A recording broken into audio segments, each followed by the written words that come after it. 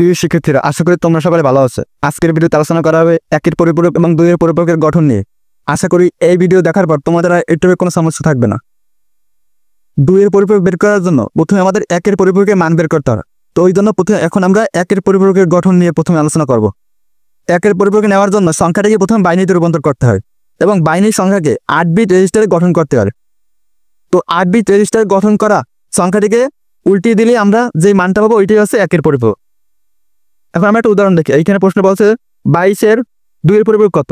এখানে 2-এর পরিপূরক চাইছে। 2-এর পরিপূরক নেওয়ার জন্য আমাদের প্রথমে একের পরিপূরকের মান বের করতে হবে। তোমরা আগে একের পরিপূরকের মান বের করবো। তো এই জন্য আমাদের প্রথমে এই যে 22 এইটাকে বাইনারিতে রূপান্তর করতে হবে। কিন্তু এখন কথা হচ্ছে যে 22 এটা কোন সংখ্যা পদ্ধতিতে আছে আমাদের মনে রাখতে হবে।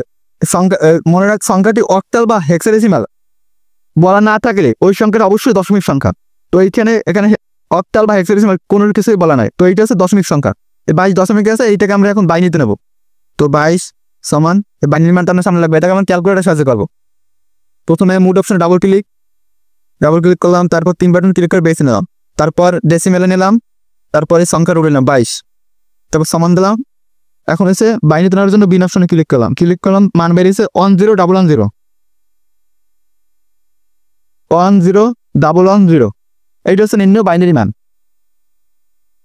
এখানে আমাদের বাইনারি মানটা চাইছে 8 বিট রেজিস্টার নিতে হইবে, কিন্তু এখানে আছে আমাদের 5 বিট। তো আমরা আরো 3 বিট লাগবে। তো এইটার আগে বা মানে বাম দিকে আমরা যতগুলো শূন্য দিই তার কোনো ভ্যালু নাই। তো আমরা এখানে 2তে শূন্য নিলাম। তো এখন এখানে মান আছে কত, এখানে হচ্ছে 7 বিট হয়েছে। তো আমাদের মনে প্রশ্ন আসতেই পারে যে আমরা এখানে তো আরেকটা শূন্য নিলে আমাদের 8 বিট হয়ে যেত, কিন্তু আমরা নিলাম না কি জন্য? এই যে 7 বিট এইটা হচ্ছে এই সংখ্যাটার মান নির্দেশ করে। কিন্তু এই যে অষ্টম বিটটা হচ্ছে চিহ্ন বিট। এই যে অষ্টম যে বিট এইটা হচ্ছে চিহ্ন বিট। এই চিহ্ন বিটটা আমরা দেখাইতেছি। এই চিহ্ন বিট না, চিহ্ন বিটের মান যদি এখানে লিখে দিই, চিহ্ন বিট যদি 0 হয়, 0 হলে সংখ্যাটি হচ্ছে ধনাত্মক। আর 1 হলে ঋণাত্মক।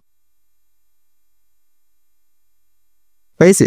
এখানে এখন এই 22 এটা ঋণাত্মক আর ধনাত্মক, এটা কোনো প্লাস বা মাইনাস কিছুই নাই। তার মানে এটা আমাদের বুঝতে হবে যে এইটাকে একটা প্লাস আছে, তার মানে এটা একটা ধনাত্মক সংখ্যা। তো ধনাত্মক সংখ্যার ক্ষেত্রে এখানে আমাদের চিহ্ন বেড়ে কি কোন শক্তি লাগবে? ধনাত্মকের সময় শূন্য হইবে। তো এইখানে আমরা একটা শূন্য বসাই দিলাম। তো এখন আমাদের বিট হয়েছে 8 বিট হয়েছে, এই 3 আর এই 5 আর কত, মোট 8 বিট হয়ে গেছে। তাহলে আমরা এই 22-এর 8 বিট রেজিস্টার পেয়ে গেলাম। তো এখন আমাদের করতে হবে কি, একের পরিপূরক নেওয়ার জন্য এই যে মানটা 8 বিট রেজিস্টার এইটাকে উল্টিয়ে দিতে হবে। মানে 0-এর স্থানে 1 বসবে, আবার 1-এর স্থানে 0 বসবে। সমান দিয়া এটা আমরা একের পরিপূরক নিতে আছে। এই 0-এর স্থানে 1 বসবে, এই 0-এর স্থানে 1 বসবে, এই 0-এর স্থানে 1 বসবে, তারপরে এই 1-এর জায়গায় 0 বসবে, তারপরে এই 0-এর জায়গায় 1, আর এই ডাবল 1 আছে এখানে ডাবল 0 বসবে, তারপর এই 0-এর জায়গায় 1। তো এইটা হচ্ছে একের পরিপূরক। এটা হচ্ছে একের পরিপূরক মান বের করছে। তো এখন আমরা 2-এর পরিপূরক কিভাবে বের করবো? 2-এর পরিপূরক একদম সহজ। এই যে একের পরিপূরকের সাথে 1 যোগ করে দিলে আমরা 2-এর পরিপূরক পেয়ে যাবো। তো এখানে প্লাস দিয়ে আমরা 1 দিলাম। এখন এটা আমরা প্লাস যোগ করে দেবো। 1 আর 1 কত হয়? 1 আর 1 থাকলে 10 হবে। 10-এর জায়গায় আমরা 0 বসবো, আমরা হাতে 1 আছে, হাতের 1টা এখানে এসে পারবে।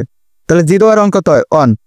তারপর এই 0 বসে দেবে, 1-এর বদলে 1 বসে দেবে, 0 বসে দেবে, 3টা আছে 3টা 1 বসে দেবে। এইটা হচ্ছে আমাদের 2-এর পরিপূরক।